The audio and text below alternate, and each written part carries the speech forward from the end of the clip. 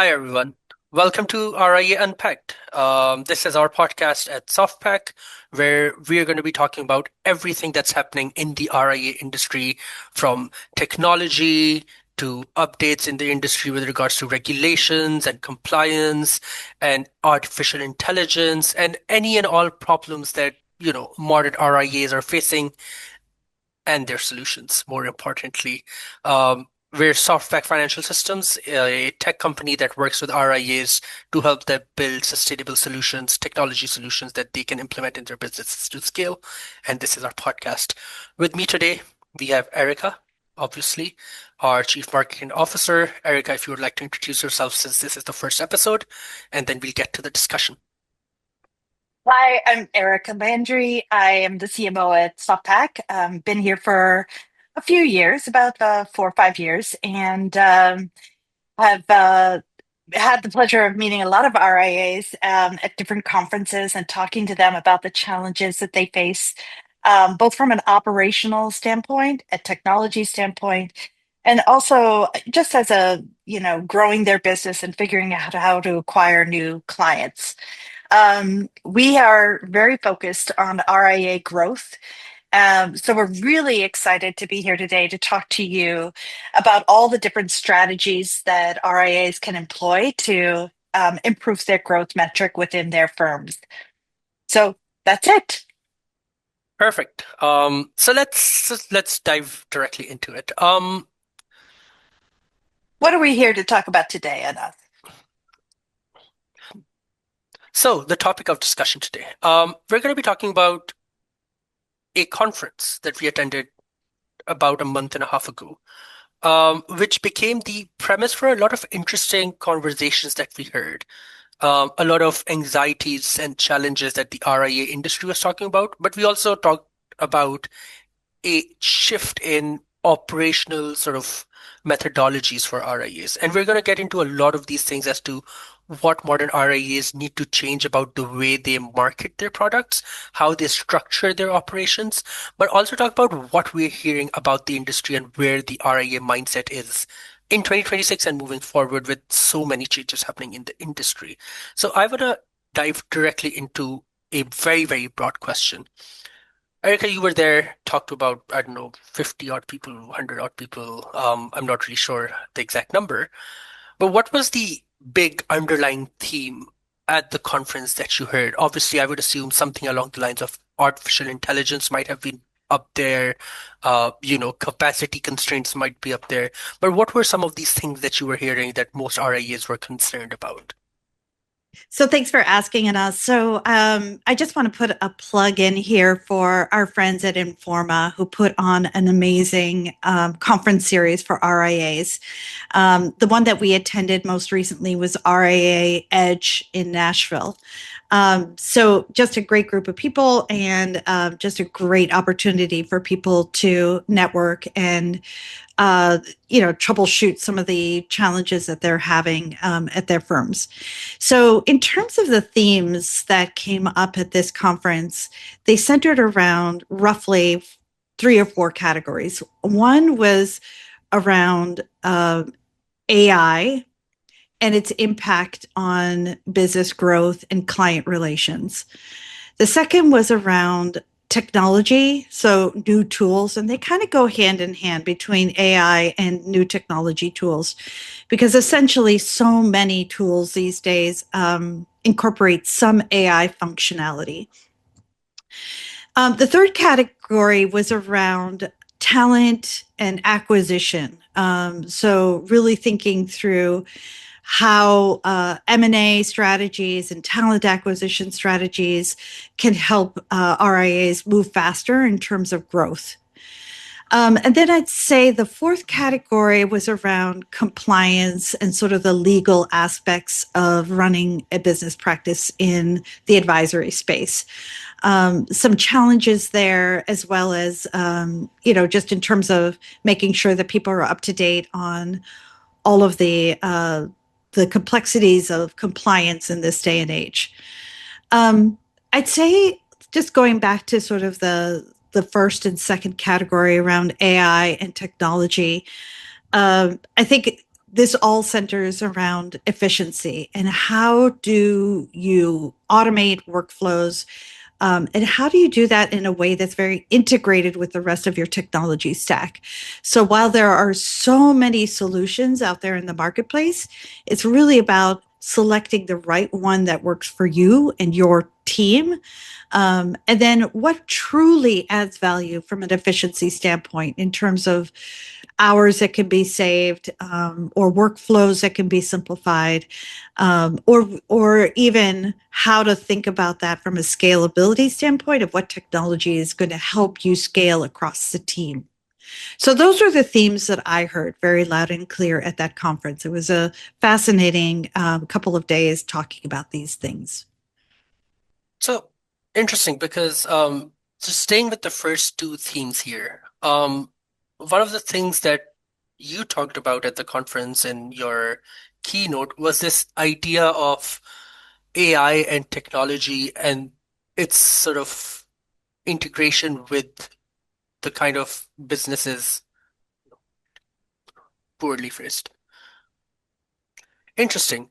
Just staying with the first two themes here, I want to ask a question. Within your keynote, you talked about this idea or concept of the relationship between AI and advisors and how the advisors of today are stuck in this, like stuck between two forces of having to maintain a strong level of efficiency because that's what clients demand, but also build those relationships that are demanded within our industry because the way client interactions work with advisors is that they're built on trust.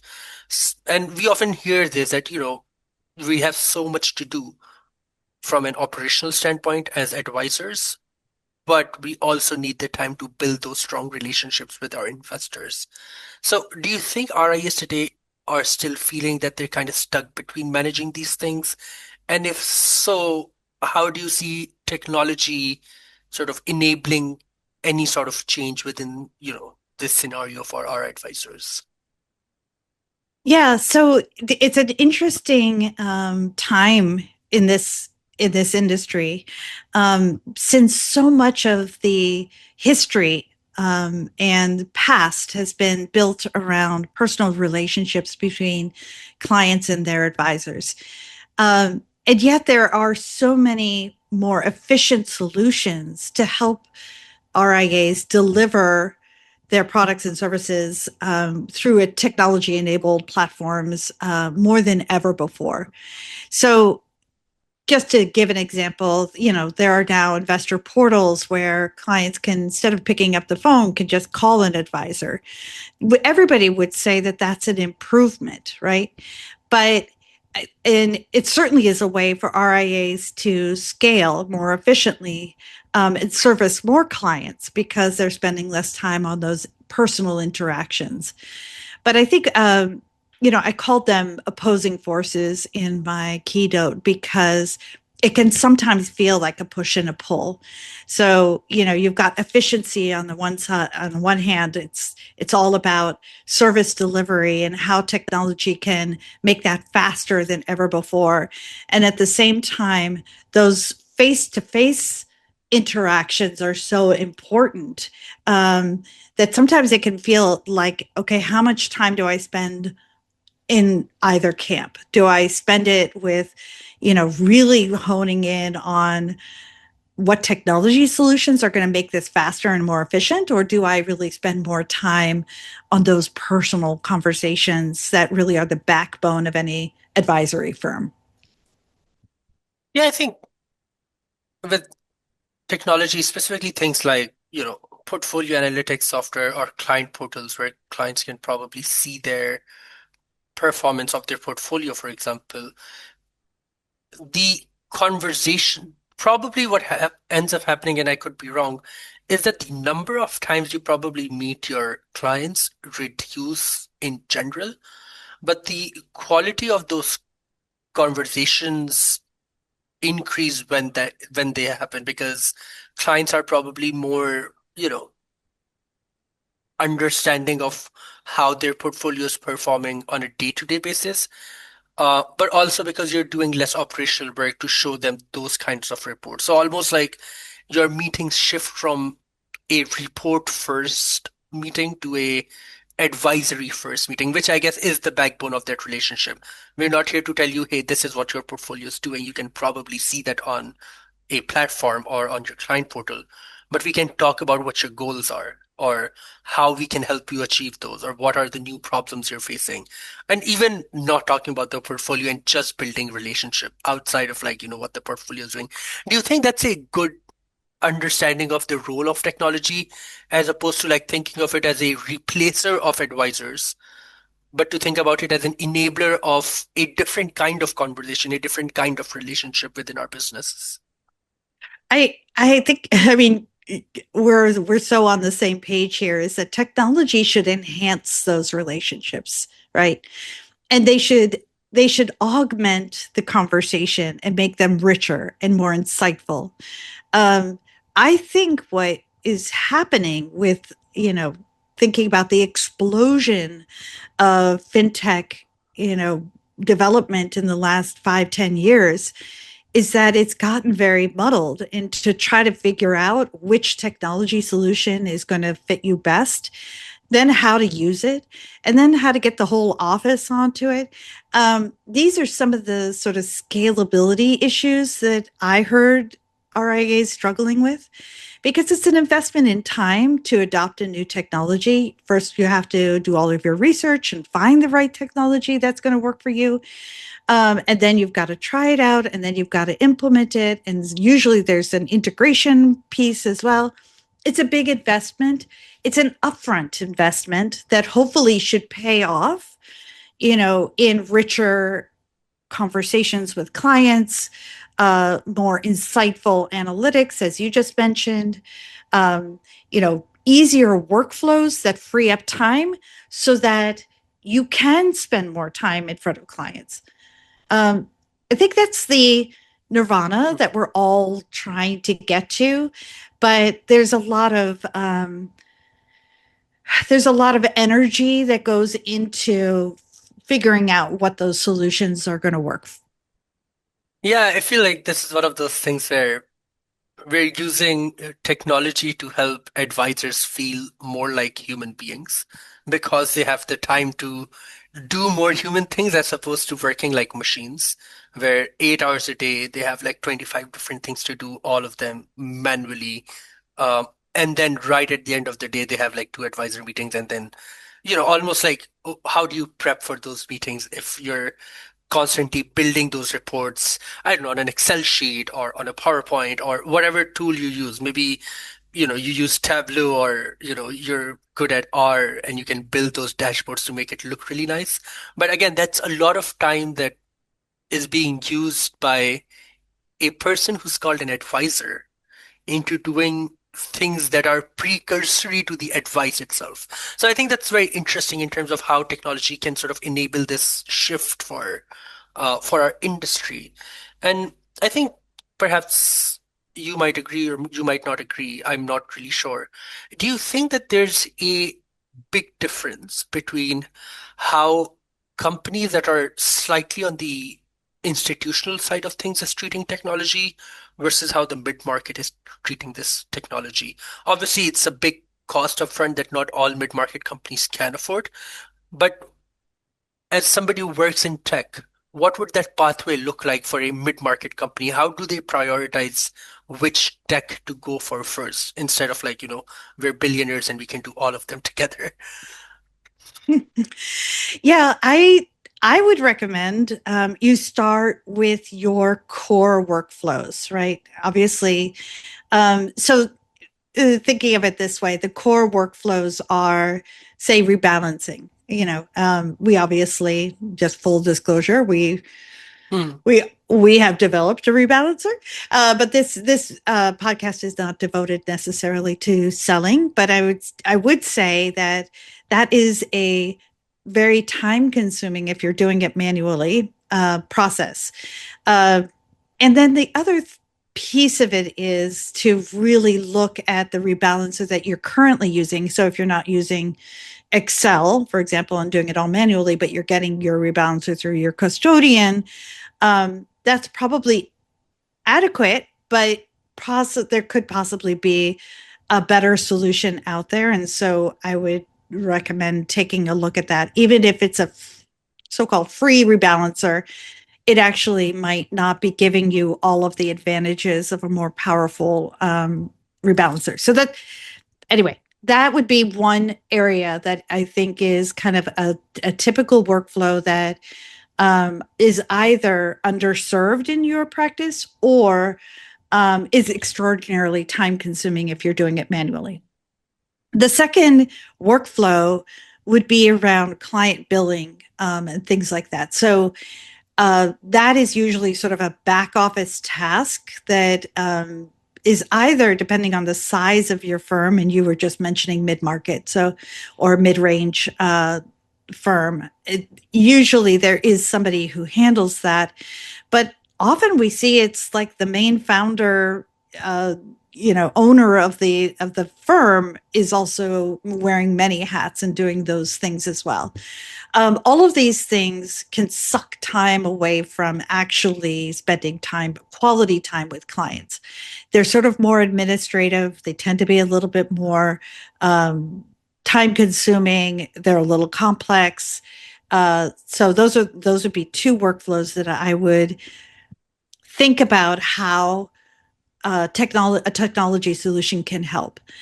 I think some other things to think about are things like analytics and performance. And this is where AI can really shine. And thinking about those tools that can, and thinking about those tools that can augment, improve, and help your own insight into what's happening with a client's portfolio. These tools can be extraordinarily helpful in essentially making every conversation that you have with your client count more, be more valuable, be more insightful. In terms of how you would prioritize these different sort of categories within your firm, I think it's really up to the individual and what else is happening. A lot of RIAs that we end up talking to say they don't even have time to do research into new technology because of all the demands that they have on their time. And it's a bit of a chicken and egg thing, right? You have to figure out when in your business cycle, maybe that's summer when things are a little slower. I don't know.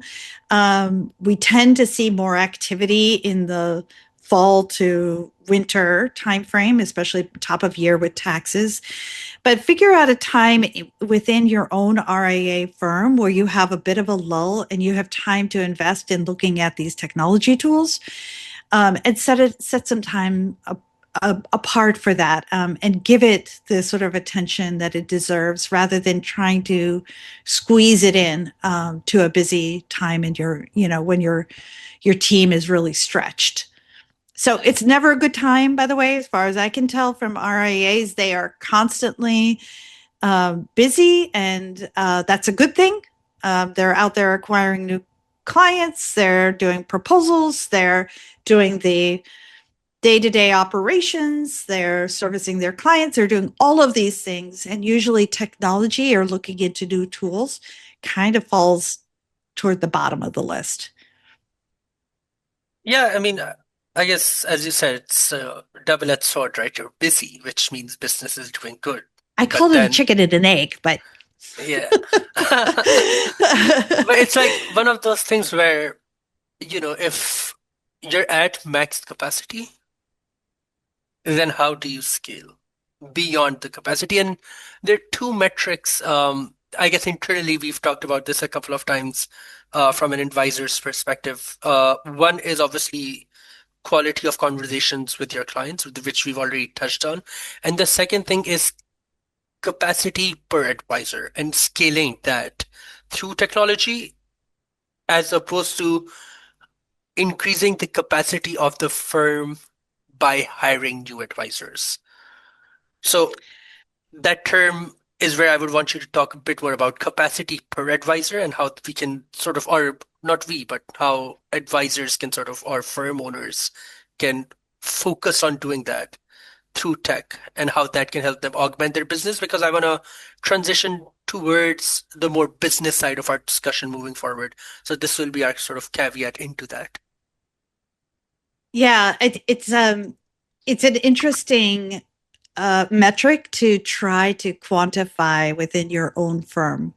So usually RIA firms think of themselves by AUM, like that is sort of the metric that becomes the definition of whether you're a small firm or a large firm. But there's a different metric, which is number of employees and sort of the productivity of, how many accounts can one advisor handle. And obviously, this is where technology really shines, right? Because it should, if it all works well and it's all integrated, it should definitely accelerate the productivity of every individual employee.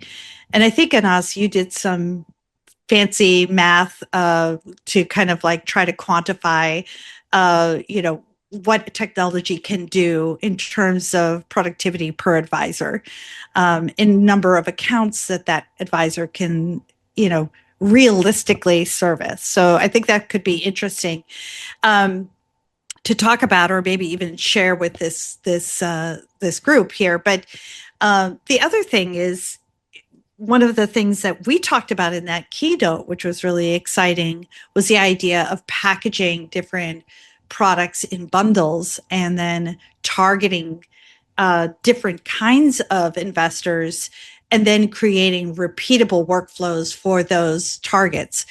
So that was one thing that I have to say got a lot of interest among the RIAs that I spoke to, because it was a way of thinking about productivity or, sort of replicable workflows in a different way than they typically were thinking about it. Yeah, exactly. And the way I like to talk about this situation is that RIA practices are traditionally seen as consultancies, right? Or at least the operating model feels a lot more like consultancies. And as we know, with consultancies, there are always two big problems, right? The consultants don't have a life, and consultancies are always hiring.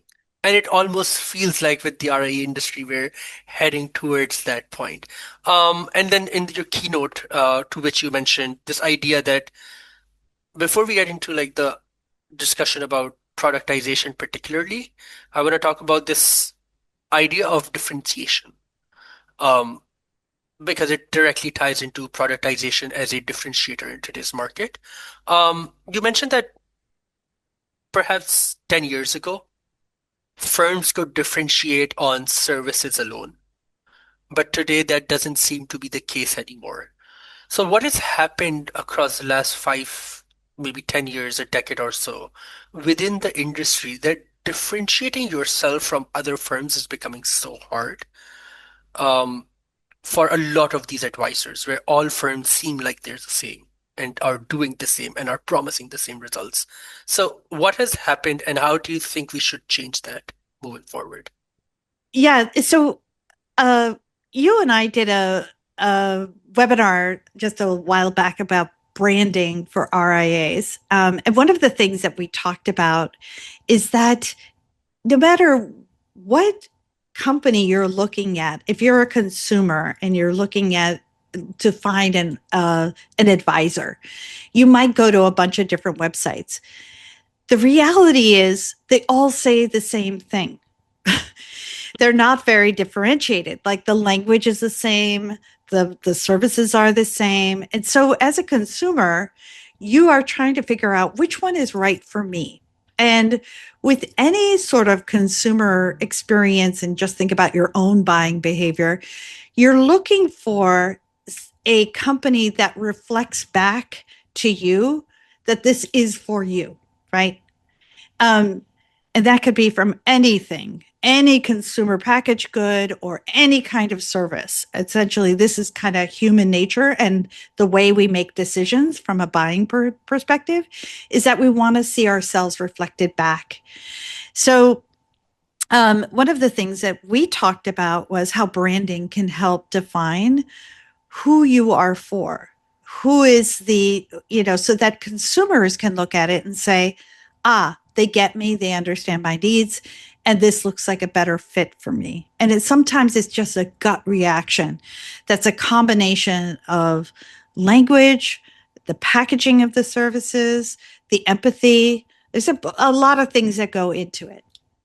And this is a business question, and I want to caveat this question by saying, obviously, this is not the fault of RIAs because, you know, their work is so consuming that it's often really, really hard to think about things like branding or marketing. And I guess in this industry, they're always seen as these sort of supplementary things that we will get to when and if required because of the nature of the work. So it's not like it's their fault or negligence. It's just a matter of availability and accessibility. But one very important thing over here is what is the exact nature of the problem? Is the problem that people don't necessarily structure their services with an audience in mind, or that the way the industry is right now, RIAs tend to just go for any and every possible client that they can get, agnostic of like personas that we discuss in marketing. And if the second is the problem where, we have to just go after every possible client. If that's the mindset, do you think it needs to shift towards being a bit more niche, even if it comes at the expense of, losing the larger net to a smaller net? How do you suppose they do this then? Yeah, it is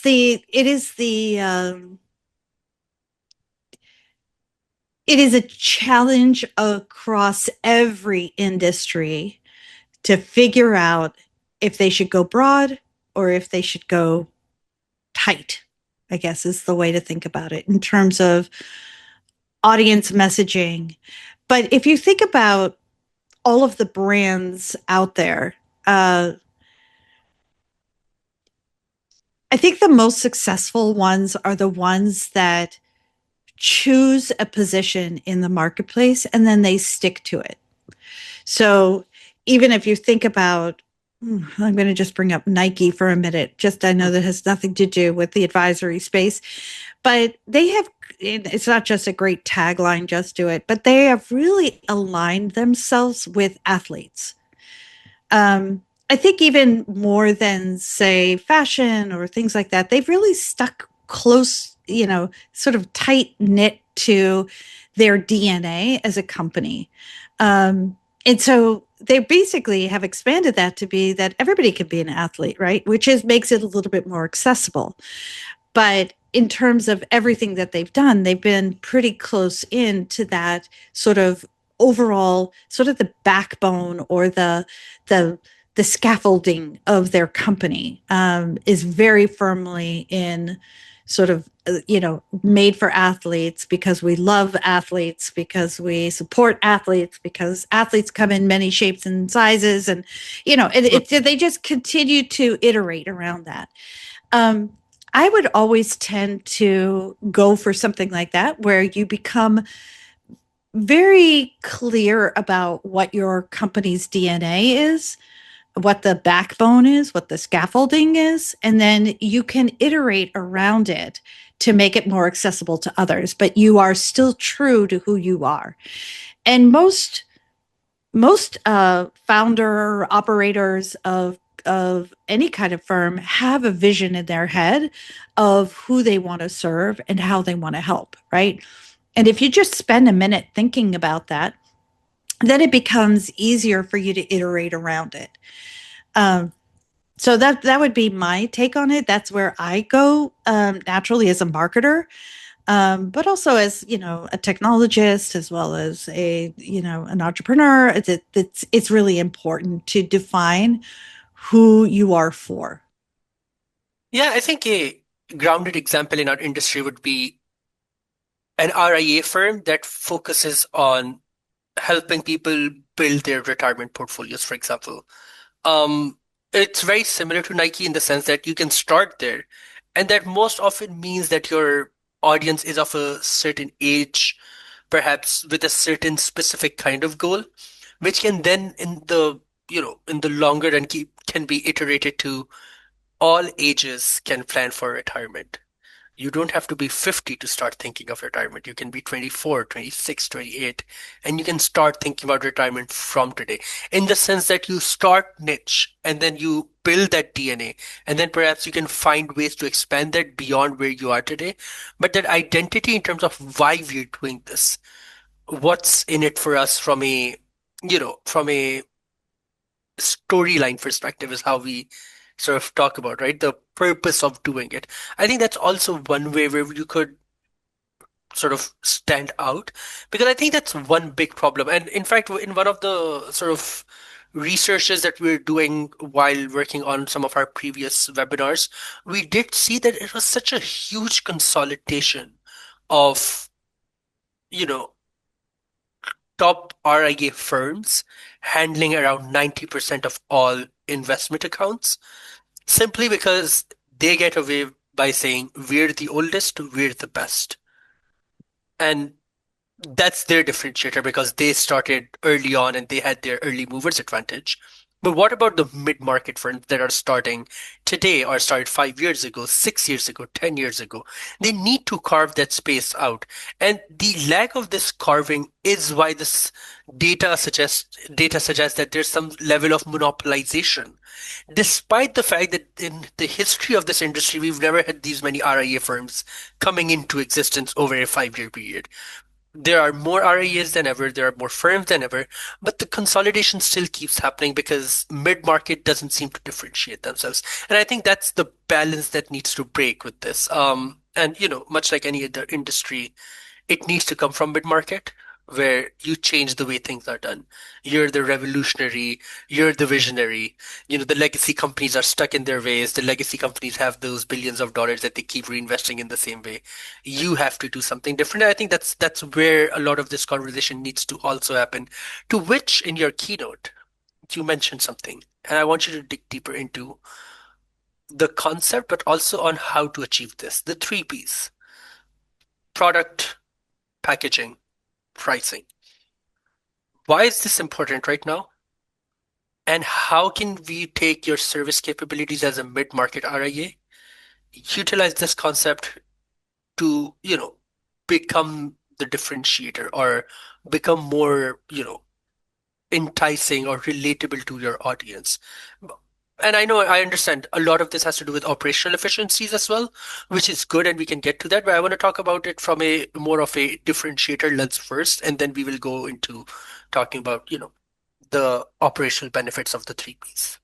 I welcome the opportunity to talk about the three Ps, but I think before we do, I want to kind of step back a moment at a pressure point that is emerging for so many advisors, which is that the new business that they've come to rely on through referrals from custodians is tightening.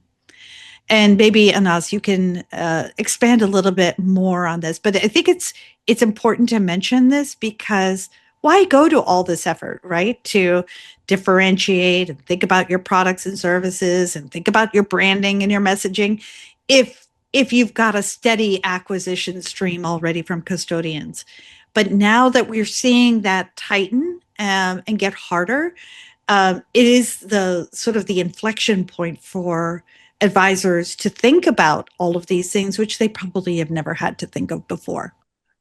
Yeah, that's a very, very pertinent point. I think we found out about this late last year, and it's going to come into effect very soon. I think within the next couple of months, maybe 5 months, where without taking any names, obviously, s- some of the leading uh, custodians are changing their advisory networks, the referral programs where they would get clients that they would refer to RIAs that would fit the bill of whatever their clients required. Um, Back in the day, the qualification metric for the AUM minimum was much, much lower. I think they've increased it significantly in 2025 to be applicable, I think, at the start of 2027, where a lot of these mid-market and smaller RIA firms rely on, custodian-led advisory networks to bring them new acquisitions. In fact, if I remember correctly, about 55 to 60% of new businesses, or sorry, new acquisitions were coming through referral networks for a lot of these companies. That's gonna dry out because of two big changes. Because one, a lot of these custodians are building their internal advisory programs where they're able to cater to, more and more of these clients that they were first referring out to RIAs, but also the qualification metrics of, which RIA firms can qualify for these networks will also be shifting and becoming increasingly harder and selective. And one of the big reasons for this is that the only clients they're going to be referring moving forward are going to be the ultra high net worth clients. Every client that is below the high net worth, ultra high net worth range, they're going to be dealing with them in-house, which automatically means that they're going to be selecting firms who have the capabilities in the first place from a infrastructure perspective, from a technology perspective, to serve these clients efficiently. And when you're competing against thousands of firms for like 100 places, you're obviously going to have RIAs who won't make the cut. That doesn't mean that these people are not good at their job.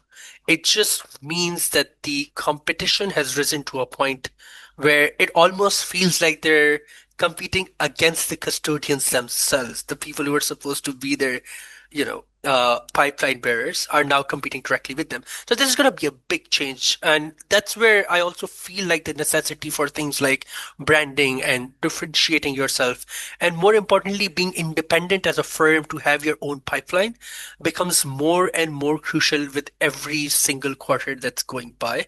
And as much as we understand the industry, um, no custodian does things in silo. Uh, and so if one does it, they do it because it's profitable and their business. So then the second does it, then the third does it. So next couple of years, it looks like you have to move away from relying on custodial programs, referral programs. I know some firms will still have it, which is great. Uh, but I'm less concerned about the firms that will make it and more about the firms that won't. And so, building those capabilities through technology implementation, that's one, but also being able to build your own pipeline, that's second. Both of these things are of crucial importance. And yeah, I think, come 2027, I think we're going to see a big, big question on this. I think we've covered this in one of our webinars earlier as well. Um, and I think, it's a big concern for RIAs that have read the announcement that was discovered by almost everybody in the industry. So yeah, I think it's big importance right now on these things, which is why I guess the three Ps are also particularly important in terms of being able to sustain yourself through things like pricing and packaging and targeting the right audience and knowing who you're trying to target specifically and going after those people. So yeah, that's the kind of update we're anxious about in the industry, or at least advisors are anxious about. Um, so yeah, that's it. And you tell me, Erica, how does the three Ps help us solve these problems from a market acquisition sense as well as operational sense? Yeah, so obviously we are a technology firm, and this is not sort of where we operate as much on the branding side, on the packaging, and on the what we do think about a lot is the workflows. So, sort of what I said before is that we're looking at to figure out what are those workflows that are crucial to help RIAs grow and scale and be more efficient and include increase the productivity of each individual advisor so they can handle more accounts and all of those things. But what we talked about at this conference was sort of one step forward, that we didn't talk necessarily about technology, but we talked about how those workflows, repeatable, scalable, efficient, can be packaged in a way to appeal to a very defined audience. So this is product, right? Is the first part, which is what are your capabilities as a firm, right? What are you able to offer? And those can be a sort of a mixture of, uh, capabilities from a technology standpoint. It's like rebalancing, for example, just to pick on one, performance analytics, uh, tax efficient optimization. There's sort of these different capabilities within your firm. And then thinking through, hey, what are those workflows and can we get them to be more efficient through technology? Then taking those packages and putting them into taking those products and putting them into packages that appeal to a certain mindset, whether that be a new investor, say somebody who's just starting out and getting their feet wet. um, what would those set of services look like for that kind of a buyer? Another one we just mentioned was a soon to be retiree. And they're thinking about, estate planning, and they're thinking about, hey, how do I organize and where are my retirement, investments at, and how do I think about disbursement and things like that. And then another target could be that ultra high net worth individual, sometimes the white whale or whatever that is. But usually you will have a combination of these different kind of profiles within your existing clients. But how do you think about putting together the right products that are kind of right sized for that buyer's needs? Um, so, you might think about an ultra high net worth individual as having a very high touch, more uh, sort of labor intensive experience with your firm versus a new advisor having sort of a lighter touch, of more self serve options, packaged reports, more, sort of like less high touch. So thinking about it in that way can help you really hone in on the workflows that matter for each one of those targets, um, the efficiency that technology can bring to those targets, and then really thinking about right sizing your level of service for each of those targets. I mean, something as simple as the onboarding experience, right? Even that can be standardized to such a degree between somebody who's a starter versus somebody who's ultra high net worth, where the onboarding experience, the kind of questions you're asking, could be vastly different. The approach could be vastly different. Like if I'm onboarding a starter, it'll be a lot more explanation intensive. If I'm onboarding somebody who's an ultra high net worth individual who probably understands a lot more about the industry or the processes, then it's going to be more presentation driven in terms of, you know, this is the system, this is how it works. You can be a bit more quant about it if you would like. So even understanding these things, and this goes beyond just onboarding, right? Even at the most preliminary level, the first time you talk to someone in your sales cycle, if you're able to identify which part of your audience this person is from, I think the relatability you can build, but the expectation that these people come in with, you can match your energy with those things. You can match your presentation with those things. You're not going to build a 30 page deck for somebody who's just starting out. They'll probably feel overwhelmed as opposed to, somebody who goes to them, talks to them nicely like a human being and gains their trust. So I think these are very, very small things in terms of implementation where these things do really, really matter. Carry on. I just wanted to add that it works on every level of the function, not just like, reporting and portfolio analytics. Even something as simple as a sales call, this applies to. One thing I want to get at with regards to this three P's piece, it's a mouthful to say it. Uh, I'll call it the three P's piece, is that often at times I feel like there's a cultural challenge to shifting this model or shifting to this model where it almost feels very software-y and subscription-y, you know.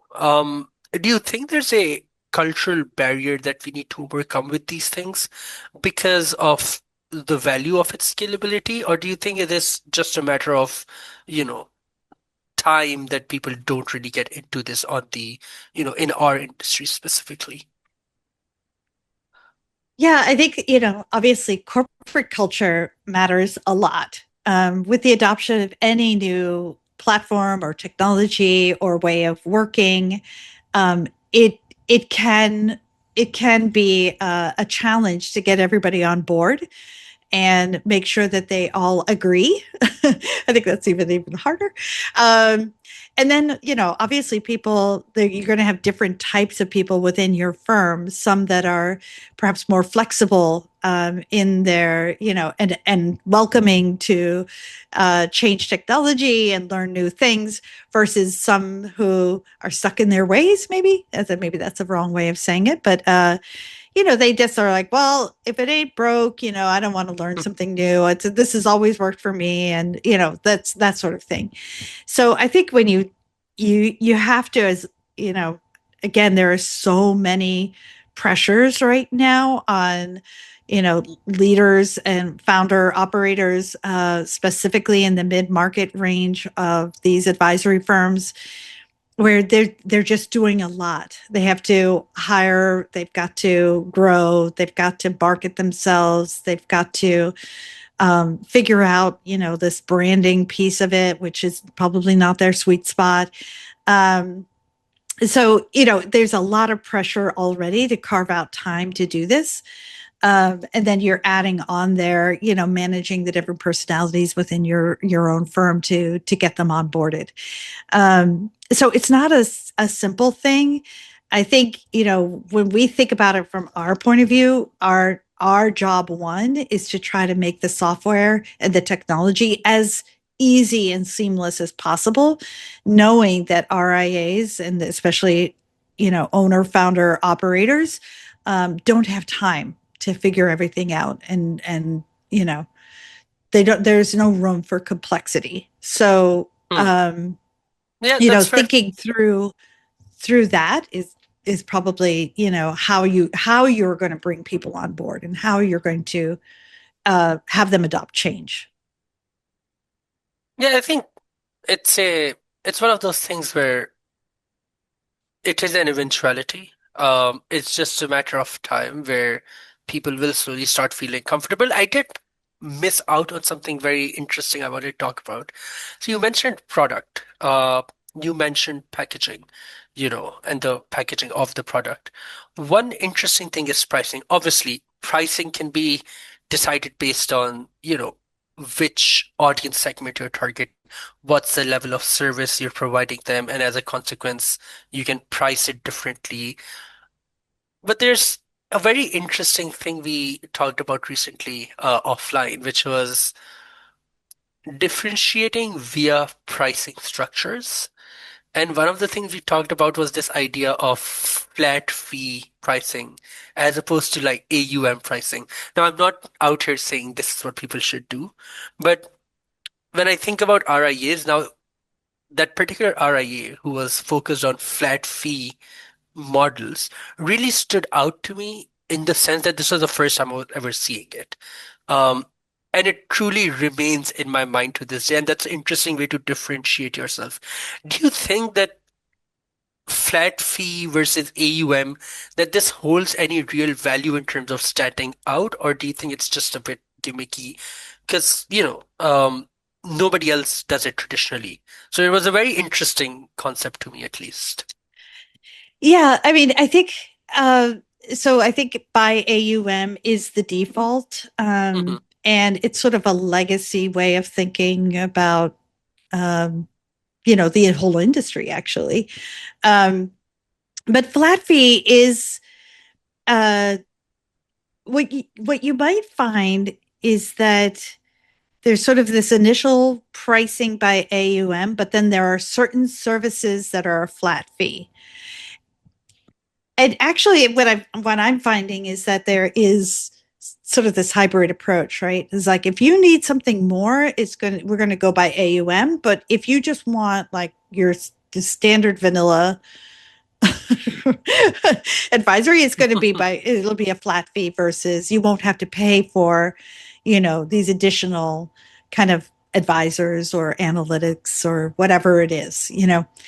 Um, but yeah, it was actually interesting. We spent a lot of time talking to one RIA who was also the CEO of his company, and he was very clear on what a flat fee can open up in terms of accessibility for people. So people who work really hard all their lives to save 5, 10, 20, even more. And they do it very quietly. And then they've amassed this kind of nest egg, and now they're looking for an advisor, and they go, and it can sometimes feel like, they're kind of maybe shut out, or they're so much of their investment or their savings go towards fees because it's based on AUM, when really a flat fee makes it more predictable, and it actually preserves more of their wealth for themselves. And it's not sort of going towards sort of this AUM model by AUM. And if you think about it, it kind of makes sense. It's like, why should you be penalized? Why should you pay more because of the amount that you have when the technology is sort of the leveling playing field, right? So it kind of makes sense, right? That, just going towards a flat fee model can make you more accessible, and also can be a point of differentiation. In which case, this particular CEO was really he called it a revolution, in fact, because he saw it as really the way to go. I think for maybe some listeners here, it might feel a bit uncomfortable because having a pricing conversation, an AUM can feel like the golden goose in some ways for a lot of firms. So it may not be feasible. But I think this hybrid approach could be interesting where, say, for example, that new investor, the new to market investor, that younger person that we were thinking about, that could be just a plain subscription model, flat fee, versus the high net worth could be, because it's a higher level of service, could be by AUM. So thinking of it that way could be interesting for some firms. And again, not one size fits all, not a default by AUM pricing for every single client who walks in your door. No, I think this is interesting. I feel like perhaps for larger clients, AUM might not be, you know, that big of a deal, honestly, but specifically for firms targeting like starters and early investors, I think one A flat particular fee word you, subscription model. yeah, it Yeah. would really work I because mean, of it's a word you recurring. said. You said Yeah. a very interesting word there. It's predictable. And Yes. I think predictability, it's not even like about, oh, you're charging them less. It's about if you know exactly how much you're going to be paying, it calms down the nerves and reduces anxiety to a level for people who are generally anxious of investing. Because it's not like people see investment as, oh, it's a sure shot. We all know it's good, but there's always this small anxiety in our minds of, oh, but what if something goes wrong? And I think it really calms those nerves down for, early onset investors. And I think this is a very interesting way to sort of position yourself separately as a business. And it's interesting that people are constantly trying to find, you know, ways to distinguish themselves because they realize that, the market is kind of becoming a bit saturated and everything starts sounding the same now. So, I don't know if this is successful or not, or will this be successful or not, but it is certainly a good way of thinking about I need to do something different. Um, and I think, yeah, that's pretty much what we have for today, in the conversation, I want to very, very quickly recap some of the important things that we've talked about. We started obviously by talking about this idea of technology helping advisors improve the quality of their conversations within their advisory sessions, become more advisory as opposed to reporty, if that's the right term. You're not a report presenter, you're an advisor. So obviously tech enables the ability to, advise better, be more personal, be more human, focus on building those relationships and trust, which is the legacy of our industry, and that the right implementation of tech can really help enable that for advisors while increasing their capacity to do it with more and more people. If your reports are being made quicker, if your analytics are always there for your clients to see, if you don't have to send out, or if you don't have to spend 30 minutes to 5 hours anywhere in between on a proposal, depending on what kind of proposal it is, and you can automate that, so much of your work can be about taking your clients out to golf, I don't know, fancy dinners, whatever works with those clients. Like the idea is for advisors to feel more human, to feel like they have the time to do advisory as opposed to operational work that tech can do. And if clients are, or sorry, if advisors are able to achieve this, I think it's wonderful. The kind of operational, you know, I don't even know what the right term would be. Excellence, operational excellence that can be delivered through tech. I think there's a lot of room. And obviously, we are a tech company, so we always say tech is good. But we're also seeing a lot of this happening in the real world. In the conference, we heard so many people talking about not just technology such as rebalancers, but also, um, you know, sort of other technology that work in tandem with the main core of it. CRMs, billing, client portfolios. Rebalancing is obviously a big part of it, but what kind of a rebalancer? Can you harvest loss and gain? Do you have householding? Do you have tax awareness? How good is it? The quant behind it. A lot of these things for RIAs that are really looking to push the narrative forward towards, more and more complex portfolios that also make them more money. I do understand that. I think a lot of this is particularly very, very important. And if you can do all of this while focusing on packaging yourself, showcasing who you really are, it doesn't even have to be your business. Even if it's you, the founder, your motivation, alongside packaging your product in a way which talks, as you said, Erica, talks to the people you're selling it to, I think it can be wonderful. But more than selling a dream, it has to also feel that there is a need for it because of the kind of changes that we're seeing coming in the industry. Like, I know it sounds like, a golden dream if we can do all of this, but the idea is you have to start somewhere and you have to start now because the industry will not wait, I guess. That's what it feels like. They're moving ahead. They didn't care about whether RIAs are ready for technological implementations or if they have their marketing channels set up or if they're doing well on Google Ads or whatever it may be. They said we're going to move forward. We're going to start reducing referrals because we want to build our own business, which makes sense. The ball is in the RIA court right now. And I think, you know, if you were to, Erica, give this one last takeaway from the last 1.5 months, from when you went to the conference to all the people you've talked about, if there is one takeaway from all of this, what would that be for 2026? And that's where we'll finish it.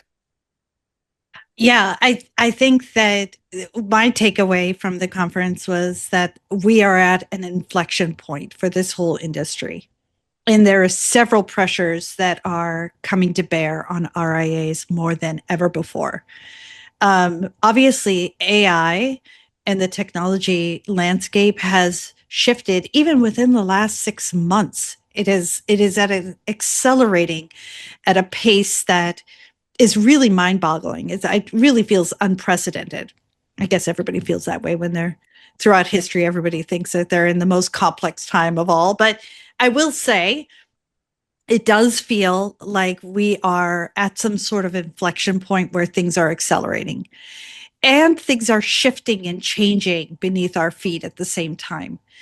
I will say that the companies that will win are the ones that, well, first of all, make really good decisions about where they spend their time, right? Because time in this age is the only fixed resource that we have. The number of hours in the day, our own attention spans, which are increasingly shrinking.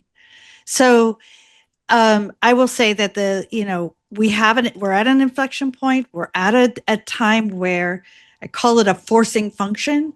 It's a forcing function that if you're not feeling it right now, then you need to like take a closer look.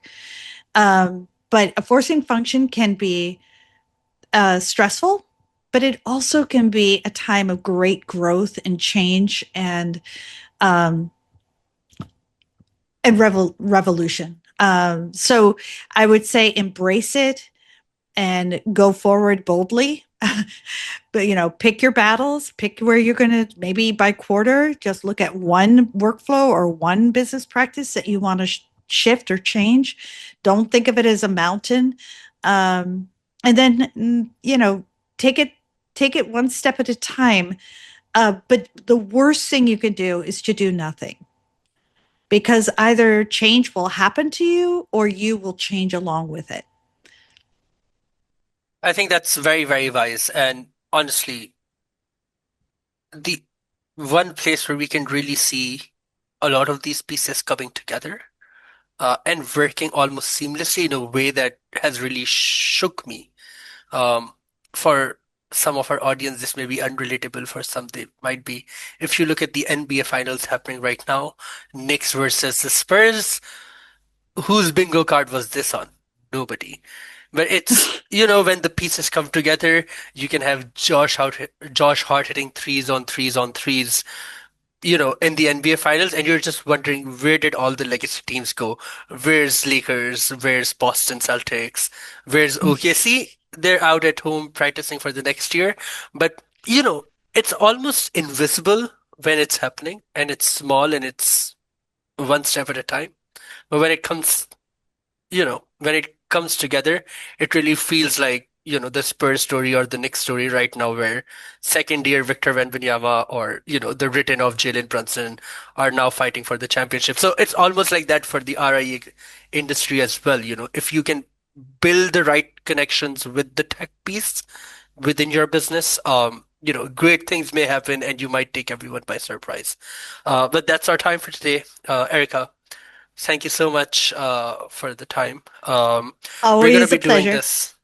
We're obviously going to be doing a lot more of this on various different topics. I know we have marketing to talk about, a lot of practical things on the marketing standpoint. This was a big discussion at the conference where RIAs wanted to scale and increase their revenues and increase the number of people coming to them in their pipelines. How do you really achieve that in a world where referrals are going away? That's going to be a big topic to discuss. You know, event marketing, social media, etc., etc. A lot of these discussions, but also a lot of discussions are technology pieces. We're working a lot of tech that we would want to talk about in the future as well, investor portals, client billing, etc., etc., and what that implementation looks like. So hopefully, I'll be catching up with you on a lot of these topics moving forward. To all those listening, thank you for staying with us for the episode 1 of RIA Unpacked, where we discuss every problem RIAs are facing in the world and hopefully provide adequate solutions to you guys. Thank you so much for listening. Take care, everyone. Thank you.